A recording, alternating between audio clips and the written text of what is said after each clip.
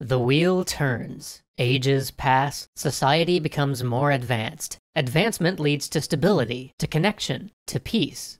But what happens when that's not true?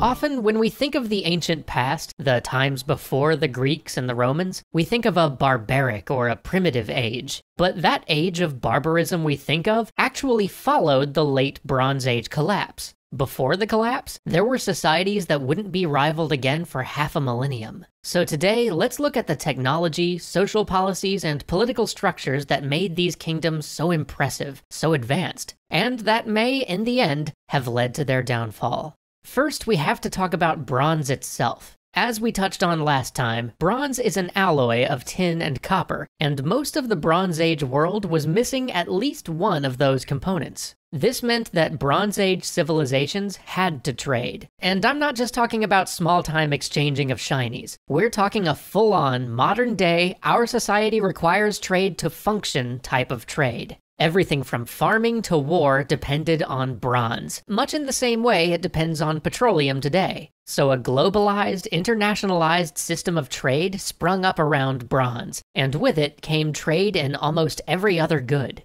This was a positive thing. It allowed a material standard of wealth, especially for the nobility, that was unrivaled anywhere in the world, except maybe for China. This level of wealth wouldn't be seen again until the Classical Age. But it also meant that the kingdoms of the period were sort of like a Jenga tower. They stood tall, but if too many pieces got pulled out, that whole thing would come crashing down. So this interconnected system of trade, while enormously beneficial, may perhaps have also been one of the factors leading to the Bronze Age collapse. Next, let's talk war, because in this period, the chariot was king. Almost all the major powers of the time built their armies around a chariot core of one type or another. And here's the thing about chariots. They're really expensive and they're difficult to use. You can sort of think of them like medieval knights. It takes a lifetime of training to use these weapons, and maintaining them costs a small fortune. This meant that, like medieval knights, many kingdoms had a hereditary warrior class that was dedicated to doing just this. But what happens if you lose a ton of those guys at once? You can't just replace them. It takes years to train a guy up to the point where he can be proficient with a chariot. And what happens if your economy collapses? You no longer have the spare resources to maintain a caste whose singular role is to train to use some complex weapon, much less to pay artisans to build that weapon and technicians to maintain it.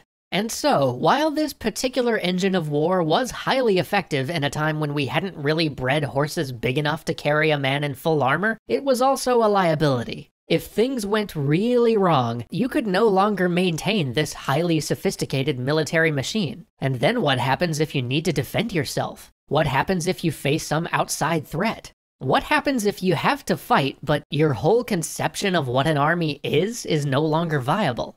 And so again, this very weapon that made many of these states so dominant is perhaps one of the dominoes that sets us up for the Bronze Age collapse.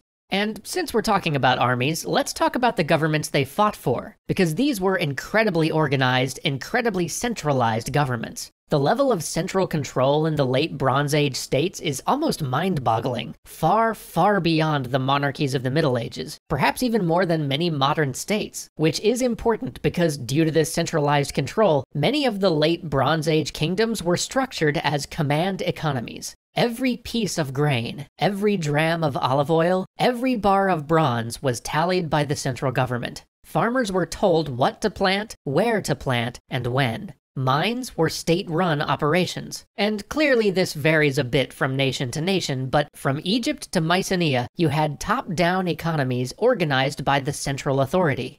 But what happens to a top-down economy when the top goes missing? If you're a laborer, and every year an official comes and gives you the seeds you're supposed to plant, and tells you when and where to plant them, what happens if that official just stops showing up?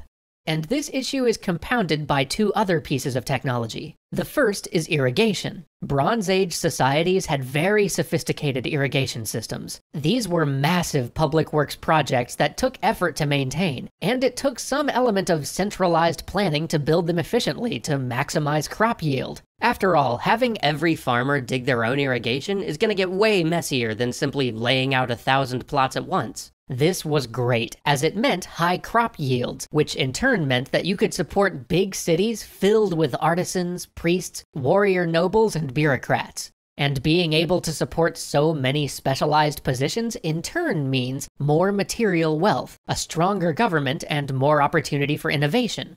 But what happens when that irrigation system gets destroyed, or simply stops functioning as efficiently? Well, then you've got a whole mess of people in your society who don't make food. And even ignoring the potential problems that arise from the fact that some of these people are very well armed, what happens when you can't support the non-food producers, but they're the planners who make this system run?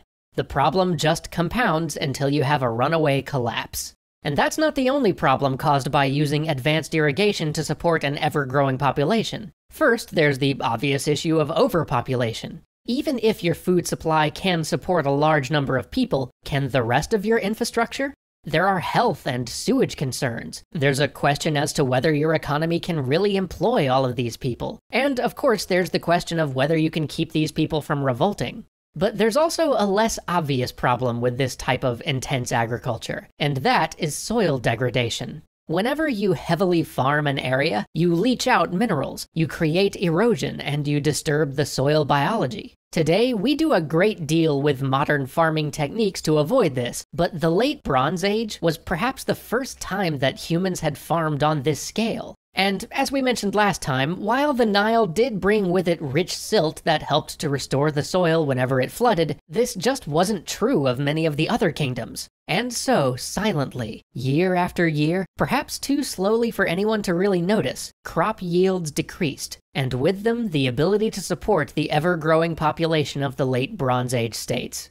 And lastly, we have to talk about writing, because the Bronze Age world had come to rely on writing for everything from highly advanced record-keeping to international diplomacy. But a scribe is sort of like a knight of letters. They're amazingly powerful, but they're also expensive, and they require training from a young age. And though history shows that having the written word propels civilizations forward, and that every small increase in literacy ends up rippling out into large increases in the well-being of a society over time, even this idea that we usually think of as a purely positive beneficial technology creates a potential liability. After all, if your whole society depends on written records and on record keeping, what do you do when there's no one left to write the records?